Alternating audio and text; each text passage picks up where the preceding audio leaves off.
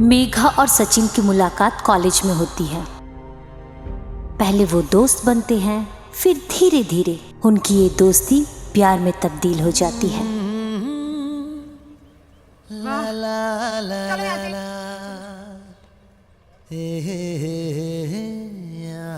College complete करने के बाद दोनों शादी कर लेते हैं।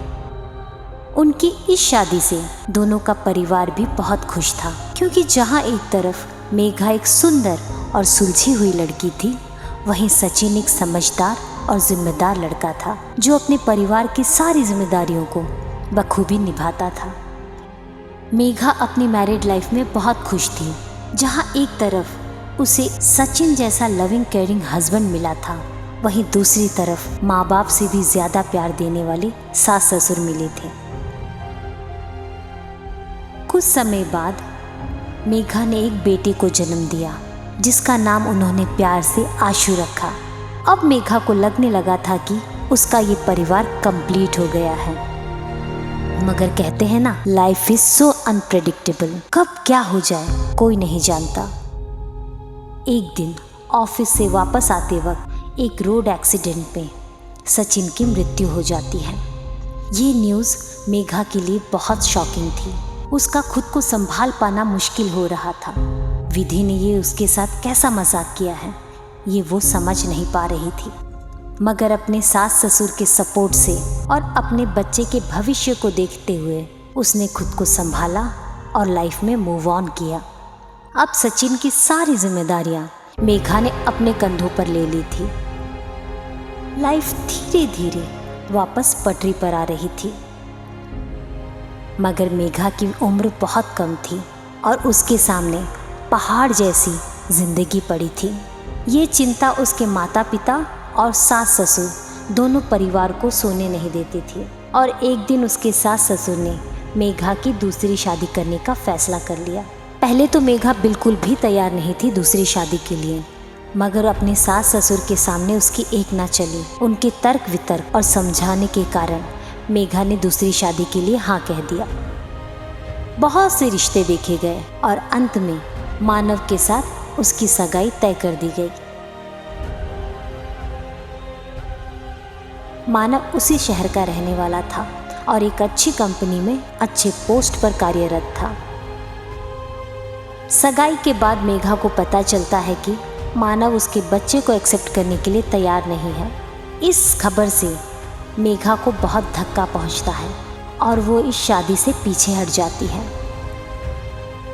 मगर उसकी सास उसे समझाती है, कहती है कि आज के समय में एक बच्चे की माँ से शादी करने के लिए हर कोई हाँ नहीं कहता है। अगर मानव ने शादी के लिए हाँ कहा है तो इसका मतलब ये है कि वो बहुत अच्छा इंसान है। पहले तुम शादी कर लो, फिर उसके बाद अपना पॉइंट ऑफ व्यू उसके सामने रखना। हो सकता है वो तुम्हारे बच्चे को एक्सेप्ट कर ले। तब तक आशु की सारी जिम्मेदारियां हम निभाएंगे। अपनी सास के समझाने पर मेघा अपने दिल पर पत्थर रखकर इस शादी के लिए तैयार हो जाती है और धूमधाम से मानव और मेघा की शादी कर दी जाती है। शादी के बाद मानव मेघा का बहुत ध्यान रखता था।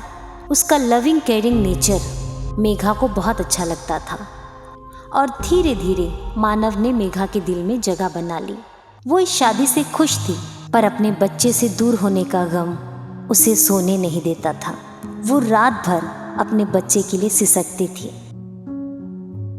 मानव के ऑफिस जाने के बाद वो अपने बच्चे से मिलने के लिए अपने सास ससुर के घर पहुंच जाती थी। फिर शाम तक अपने बच्चे का ध्यान रखती थी और शाम को मानव के आने के पहले घर वापस आ जाती थी। उसकी लाइफ ऐसे ही चल रही थी और एक दिन पता चलता है कि वो फिर से माँ बनने वाली है। इस खबर ने फिर से सारे परिवार में खुशियां भर दी थी। मानव इस खबर से बहुत ही ज्यादा खुश था। वो अब मेघा का ध्यान पहले से भी ज्यादा रखता था, पर इस न्यूज़ के कारण मेघा का घर से बाहर निकलना अब बहुत कम हो गया था। वो हर दिन अपने बच्चे से अब मिल नहीं पाती थी। कभी कभार उसके सास ससुर आशु को अपनी माँ से मिलाने लेकर आते थे, मगर वो अब पहले की तरह अपने बच्चे के साथ सुबह से शाम बिता नहीं पा रही थी। जिंदगी ऐसे ही चल रही थी और एक दिन मेघा ने एक और बेटे को जन्म दिया।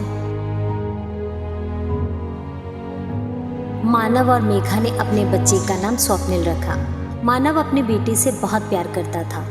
वो उसके साथ खेलने के लिए हर दिन ऑफिस से जल्दी घर वापस आ जाता था और रात भर अपने बेटे का ध्यान रखता था।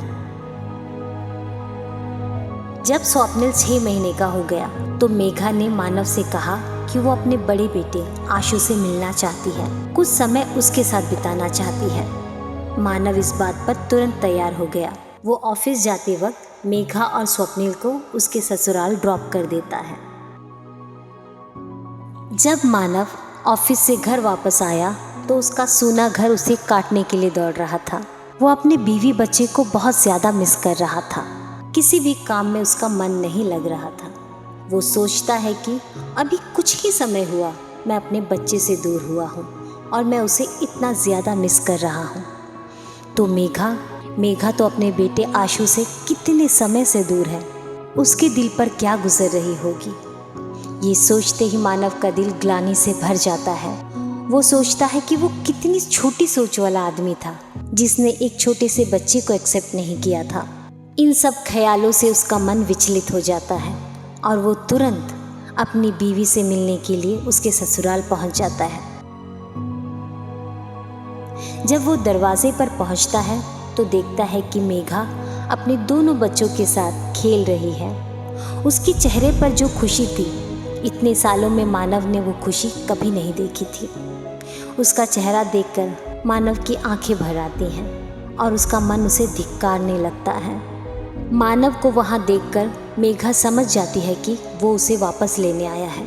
ये सोचकर मेघा का मन उदास हो जाता है। आशु भी समझ जाता है कि उसकी माँ वापस चली जाएंगी और वो अपनी माँ का दामन पकड़कर कहता है, माँ अब फिर से मुझे छोड़कर चली जाओगी।